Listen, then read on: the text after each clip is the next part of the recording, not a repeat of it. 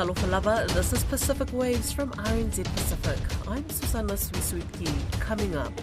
I think it's quite a surprise in a sense that I haven't seen that in my lifetime here in Kiribati growing up. Only 12 more days until Kiribati's election, also. It was a blessing to meet, a whole lot of people from the other side of the world, really. A Harvard graduate longs to return to Tokelau to serve his people, and a Pacific economist asked, where are all the people going?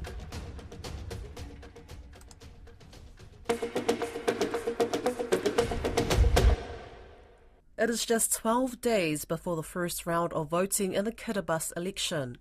Don Wiseman spoke with our correspondent in Kiribati, Rimon, about some of the features of the election, which will include 114 candidates, down slightly from the last poll. I think it will always be around this number, as each constituency have certain number of candidates who can run, depending on their population. So I think this time round, it's quite interesting to learn that there's 3 electorates that don't need any contesting because there's just only one candidate running from there, which actually were the incumbent candidates. So a surprise? I think it's quite a surprise in a sense that I haven't seen that in my lifetime here in Kiribati growing up, seeing a constituency where only one candidate enjoys, no need to campaign and all that. This is quite new, but I think one common element about these candidates is they are currently from the ruling party. So I don't know if that has any relevance or not, but it's a good point to note. And a significant number more women contesting. How successful are women normally in Kiribati elections? Well, having women in parliament is nothing new. We've had that since, independence and all that. But if we're talking about numbers, then that's where the discussion should be. I think over the years, as you understand, Kiribati is a patriarchal society, so men usually have that upper hand when it comes to decision making or under meeting houses. It's quite surprising and also welcoming to see that 18 women are running in the current elections, which shows this is a great number compared to previous elections. I think compared to last year, the numbers was much lower. This year we're having 18 females running from the capital, which I think tells a lot about why these women are so motivated to run for parliament. Because of conditions in Tarawa? Well, I'm sure nobody just wakes up one day and says, hey, I might just try this and see how it goes. I think people are compelled to run for several reasons. One interesting fact about these women, 3 of them are lawyers. I think this says a lot about the current election and perhaps the rule of law in Kiribati. You understand there's been some controversy with the judiciary, within the last term, this current administration.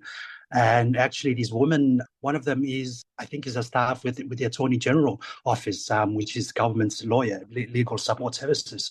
The other 2 run their own private legal firms, and legal firms are quite popular here with a lot of civil cases going on, and there's a lot of jobs to be done there. But for them to forego that and run for parliament, I think that tells a lot about why they are doing that. It's really interesting to learn why, as lawyers, women with legal backgrounds are running for parliament. Look, we're just a week or so out from that first election on the 14th. Have party positions been revealed? Does that happen in Kiribati, or is it all local issues that candidates talk about? The party affiliation is more like, especially during elections time, is more like the big elephant in the room.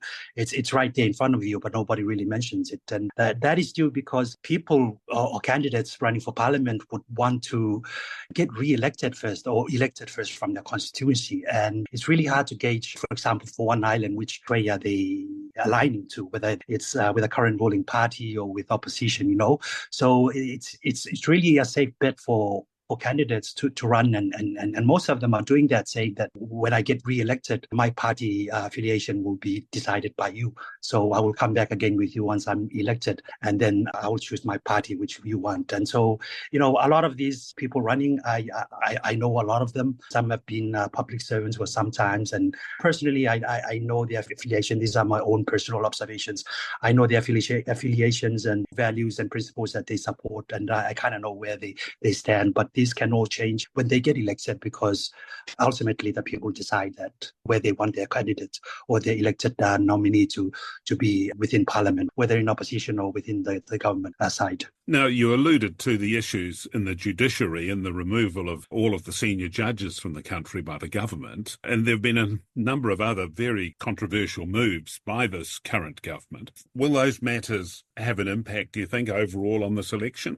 I think they will do, but I think there are other also pressing issues that would really matter for the people in this election. And talking about these, the majority of the population in Kiribati are grassroots people who live in the villages, who live within communities and who think about their daily subsistence lives. And to get by each day with help from the government or with policies that are provided by government, those are some of the deciding factors in elections. And of course, there has been controversial policies, debatable policies that are open for debate. Opposition have been saying they're not sustainable. They're just draining out money and resources without equalizing that, generating revenue. I think that is one of the strengths of the current ruling party, Tokelauan Kiribati Party, or in short TKP, which has a number of policies which mainly provides giveaways to the people, and these are quite popular. And regardless of whether the judiciary is intact or disintegrated, or whether the economy is not performing well, or the medical health care is not up to par, people tend to forget about all those other important issues. With their daily issues, just getting food on the table and getting by each day. One of the few Tokelauans to attend Harvard University on scholarship hopes to use his skills to prop up his people. Heto Puka graduated in May with a Master's in Public Administration, focusing on leadership and governance. With tears in his eyes, he told Lydia Lewis he has fulfilled the goals of his ancestors and parents who sent his generation out into the world to gather knowledge and return to serve Tokelau. It was amazing. The program that I was on was about 240 students from around 90 countries around the world. It was a blessing to meet, a whole lot of people from the other side of the world, really. It was an eye-opening experience for me because I was inspired by, getting to this journey and trying to find solutions for Tokelau's problems until I got there and find out that Tokelau's problems are probably, trivial compared to what's happening around the world, which gave me confidence in terms of maybe Tokelau's problems are, they're solvable. Tell me about the moments that you were able to share that were eye-opening for people from other nations around the world. It was basically just my journey. How did I get there and where I'm from? Lived in experiences with the people back home, the difficulties we have, the isolation. Perhaps, they haven't quite experienced something like that. I mean, one of the girls from in our class turned around and said, the stuff I was talking about, the troubles I got myself into. She's only watched that kind of stuff in movies or read about it in books. She's never really met anybody in her life that's gone through the experience. There are also issues of people not being able to get medical treatment in a timely manner. Was that an eye-opener for some people as well? Tell me some of the stories of, even recently, of sadly people passing away because they haven't been able to get the treatment that they've needed. Yes, absolutely. So if you're familiar with the background of my career with Tokelau and how it ended, we were trying to address the kind of issue, getting help for our people. What drives you? What hope do you have for the healthcare and the future for people in Tokelau? On the health issues, it's more complicated than what people like to think. But in terms of having access, it's actually, I think our focus at the time when I was with the public service was trying to get people to where the health services are provided at, in expeditious manner. How serious are the consequences? So at the moment, if someone has a serious or severe health issue, how does not having infrastructure delay the process, or can it even be life-threatening? Absolutely. I was with the Tokelau government for 20 years, and we lost people, over that period of time. So eventually, when I got myself elevated to senior roles within the government, I advocated for air services Tokelauan. Of course, we highlighted the fact that the air service should be part of a bigger solution. Conversations with New Zealand government. But at the same time, we focused on trying to get to address the isolation of Tokelauan. Even just last week, they buried, my village in. Sorry, they just over last week they had to bury another woman. Died on the ship on the way from Tokelauan to Samoa. And like I said, over the last 20 years, my 20 years in government, there had been, there was one of the major issues of concern. And we had to try and do our best with our own means in terms of addressing this. A woman who helps rescue victims of sorcery-related violence in Papua New Guinea says the world needs to know the horrors inflicted upon innocents in her country. A collection of images capturing scenes of sorcery-related violence in PNG is part of an exhibition in Porirua. Evelyn Kunda is part of a network of human rights defenders in her country who support victims accused of sorcery. She says she helps anyone who turns up to her doorstep in Goroka. They need help, so every time they will come to my house. Even in the night, like 1 o'clock or 2 o'clock in the morning, they can come, hide, and then they will come because their life is very risky. Ms. Kunda says those who survive the attacks are banished from their communities, adding they can never go back as they will likely be killed. Evelyn Kunda says it breaks her heart to see what this violence also does to the children of the victims of sorcery violence. Then the people will say, hey, this is the sorcery kid here. See, the name tag still pass on to the kids. So where will they go? She says accusing someone of sorcery is often the excuse people use to steal land, businesses or people's home, and she says most of those targeted are women. In October 2023, Papua New Guinea MPs in Parliament were told that gender-based and sorcery violence was widespread and much higher than reported.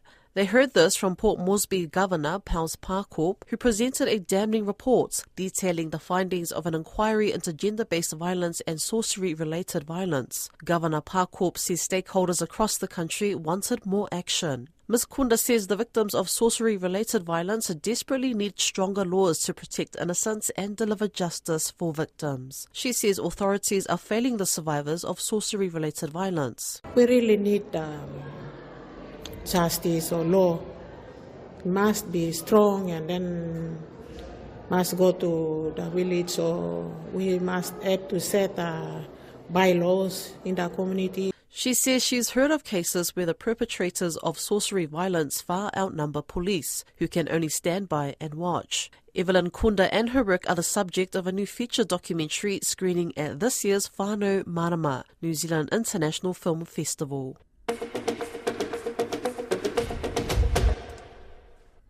While the economic ministers from the Pacific Islands Forum countries are currently meeting in Fiji, a veteran analyst of Pacific economics, Steve Pollard, has published a blog called the Pacific Economic Malaise. He writes about the constraints on the region's growth and what might ease that. Mr. Pollard spoke with Don Wiseman, who began by asking about the state of the Pacific economies. The general picture's not a great one, but there are specifics, there are exceptions to that all the way around the region. So they can find things to be pleased with. And I think recently the government's reactions to the impact of COVID-19, it was pretty well handled with the assistance of donors and development partners. Tourism generally is back where it was, isn't it? I don't know. In some countries, maybe Fiji. In Palau, I know it's not recovered to the numbers yet. There's a lot of countries that are not primarily reliant on tourism. FSM, Marshall Islands, Niue, Nauru, Kiribati. They continue to struggle with earnings that are not coming from resource development or service development. One of the things that you mention in your Pacific Economic Malaise piece, you talk about the population loss in parts of Micronesia, and it's huge. In 10 years, 30% of the population of FSM gone. I think that was the trigger for me. I've been writing, blogging for a long time. I mean, for a lot of the time, I suppose it was really for ADB. And then since retiring from ADB, I've done about 14 or so blogs for ANU, one for Griffith, but I hadn't written for a while. And some of those blogs were leading up to sort of this concern. I was undertaking a consultancy recently, another one for ADB, concerning private sector development, and I was interviewing people all around the Pacific. I was in an interview with a lady in Pompeii, FSM, who had said, gave me the results, interim results of this recent intercensal period, and that really, for me, was a shock. And then when I checked Marshall's, and that's recorded, 20% decline, and then when you look at the SPC figures, there's a lot of countries outside of, perhaps all the countries outside of Melanesia that are suffering from population, either a static population or a declining population. And I've done a lot of work recently in Palau, and it's a great concern to them that Palauans, the Palauan level of population is static and is projected to be static. And it's a cultural and a social concern, the Pacific's seen this for generations, where islands have long-term relationships. Cook Islands, Tokelau, Samoa, Tonga with New Zealand, and up in the north, Marshall Islands, FSM, Palau, they have freedom of movement to the US. A lot of them go to Hawaii, go to Guam, whatever. And, there's certain settlements, Marshall Islands and Arkansas. So it's not something new. It's been underway for some time. I just fear that, looking general picture into the future, what is there developing from within the country to hold these people in the country? And, as an economist, I see the economics of it, and I see the lack of growth and therefore affordability for sort of self-financing social development. But there are cultural aspects too, I think, where cultures are perhaps not adapting as a new generation would like. But again, I'm not a cultural specialist, so I can't comment too much on that. Youth unemployment, of course, has long been a major problem, but that's would appear to be worse across the region. Yeah, I assume that it's less of an issue now in some of the countries in the south, Fiji, Tonga, Samoa, which are struggling. Businesses are struggling. And many of them are saying how they're struggling to get employees, and they'll receive a call from one of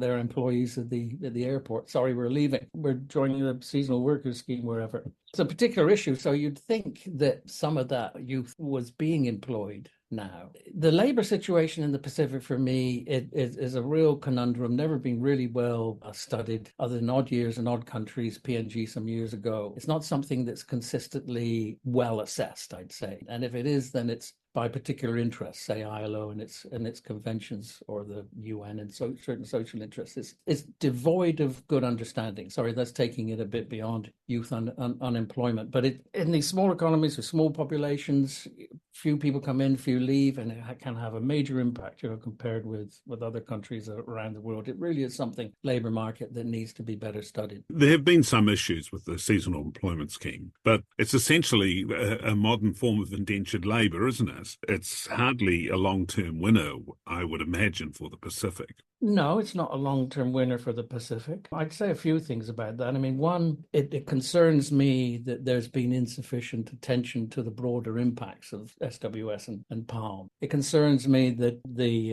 assessments seem to be very limited in terms of immediate impact to particular people, particular families, whether they invest or spend, and how it's repeated, how they're looked after, and so on and so on. And those schemes must be great for the people who are earning in New Zealand, Australia, and the families who receive the remittance. It's great to a certain extent because, there's a social cultural side of it that I think is very painful. The islanders that I know, they are strong with their culture, very, very strong. So it's painful to leave. But there are other households that are in business and reliant on that labour. And there are other households that don't get those seasonal workers and remittance opportunities. And beyond that, there's the issue of industry development or resource development and tourism development and the whole economy. These are all different aspects that need to be studied. And I fear that the net situation is an economic loss for the islands. Now, I would hope that MFAT, DFAT and others are studying that. What would you do? How would you turn it round? One is what is being done at the moment. And there are investors who, despite the difficult situation, are committed and have achieved. And one needs to take note of how have they done that. Secondly, there's a whole issue which was the original title for me of this blog, which is the development paradigm that the Pacific effectively have adopted. It is not conducive to long-term growth and development. And this comes out of a mythological misunderstanding of how you get growth and development that us economists have struggled with for quite some time. And what I want to suggest or argue is that there is a strategic framework that would support growth and development effectively through more competitive economies. I mean, the answer is to make the economies more competitive so that they can afford, not just through the culture, but economically, to retain at least a number of people from the islands so that they can attract more investment, they can create more jobs, they can create surpluses that can be invested. I mean, for me, there's no alternative but for the economies to seek a greater competitive status. Or are they going to continue to subsist on returns to their sovereign rights, accepting that they'll play one country off of another in the geopolitics? I mean, that is, I think, not providing for the people. 30% of FSM the last 10 years has left. In terms of making those countries competitive, they've got to come up with capital. Where are they going to get that from? Well, there's some great work that's been done by PSDI, Private Sector Development Initiative, out of Sydney, funded by DFAT, MFAT, ADB, and I hope it continues. And they're, a lone angel working on these upstream policy and institutional arrangements, which includes sort of better banking, which includes secure transactions, which includes what they can do in terms of trying to release collateral and capital for investment domestically. And that's as far as they can go. But until the region works through its relationship with land tenure, there will always be a permanent, large constraint on realizing collateral and developing capital investment. I mean, Samoa and Cook Islands have progressed compared with a lot of the other countries, but they're still up against this brick wall of, how do we manage to improve the market for land that in turn can allow banks to take land as collateral, that in turn can develop a domestic capital base. I mean, Hernando de Soto called it dead capital. And it's not just a Pacific issue, it's an Asia, Latin America issue. That's Pacific Waves for today. To listen back, head over to rnz.co.nz/Pacific. We're also on Spotify, Apple and iHeartRadio. From myself and the RNZ Pacific team, tō whā, sui fua.